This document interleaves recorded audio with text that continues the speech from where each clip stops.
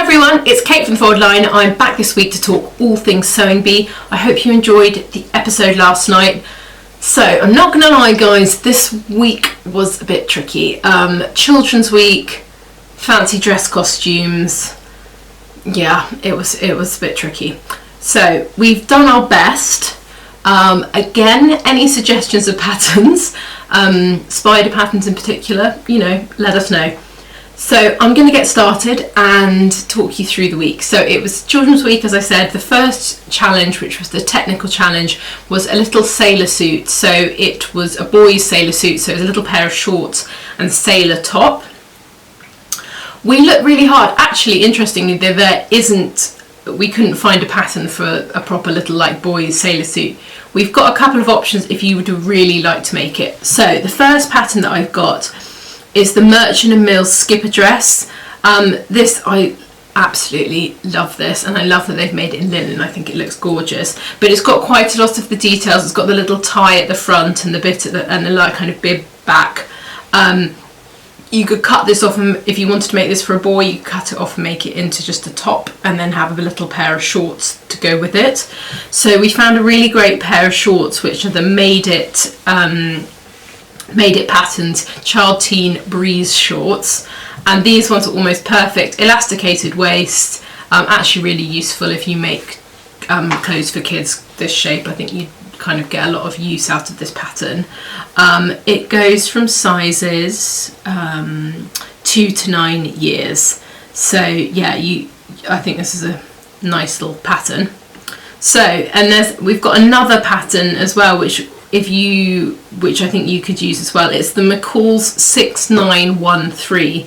So I'll pop a picture up of that. You can see it's a proper little girl's kind of dress. Actually, I mean, it's a really cute little pattern. And it's got the little sailor kind of collar. I think it's got it at the back as well. This kind of, yep, it's got the square back, and it's actually got a couple of different variations for the back as well. So this one is kind of probably the closest in terms of all the little detailing. So yeah, not perfect. Again, any suggestions if you found a little boy's version of this? I found a couple of really old vintage ones, but I thought it'd be better to try and give you things which are actually kind of easy to get hold of. So the middle challenge, they had been given the sort of upcycling challenge. They'd been given school uniform that they had to reinvent into a different outfit, and actually did really well. Again, not quite as crazy as usual, quite some really sweet little outfits. So the made to measure challenge, this was just ridiculous. So they had to make a Halloween outfit for a kid, and it was, well, when I say ridiculous, just ridiculously amazing. I am obsessed with fancy dress. My family are all obsessed with fancy dress, so for me, I was very excited about this challenge.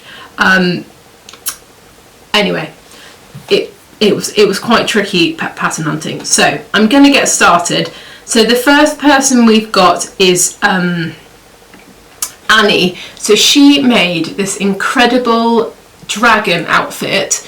It had a dragon's head that came over the child's kind of hood, and then it was like a cape with fins all down the back, or kind of zigzags, what is the word, I can't think of the right word, down the back, and then a pair of leggings underneath. I thought it was absolutely incredible. I think she'd cut this herself, so we found a good option, not perfect, but we thought the Simplicity 1765 would be a really good starting point. I know it's a dinosaur, but there are variations, and I feel like this is a good sort of starting point. I looked for such a long time to try and find this, but we think this is probably the best option. Also, can we just note that you can also make this for a dog as well, which I personally love. So yeah, that was our kind of option for Annie. Brogan and Marnie, we picked the same one, and Brogan in particular, I know this was the right pattern, we saw it pop up.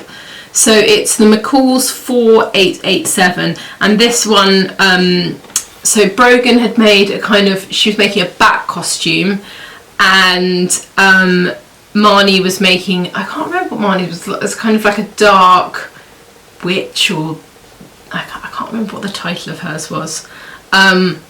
But I think they definitely Brogan used this pattern because we saw it, and I think Marnie probably used it as well. I mean, it's a classic fairy costume, lots of good variations. So we thought this was probably potentially the pattern that they used for both of them. And actually, it's really sweet kind of girls fairy. And you could use this for loads of different things, actually. Fairies, princesses, you name it, you could use it. So we thought those two would be really good. So next up, we've got Manny and Angela. I've kind of banded them together because they both made spider costumes. And I thought that Patrick was a bit mean to, I think it was Angela. I thought they were both really fantastic.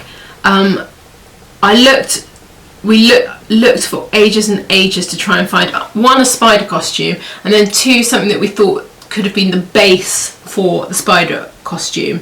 So we found a really old vintage pattern, which you can actually still buy a few of them. So it's the Mccall's 3352.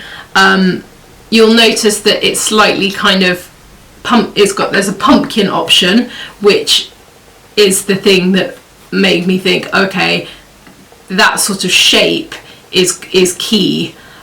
So sorry, I've got my laptop here. So that is that one.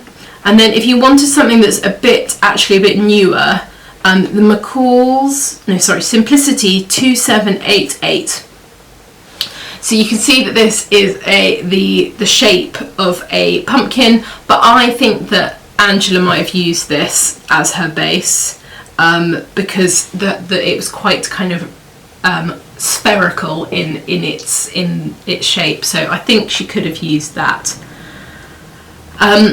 Deborah, we have got Deborah's who I thought was absolutely amazing. Her Miss Havisham dress. This pattern, she definitely used this one. I saw it on the in the background.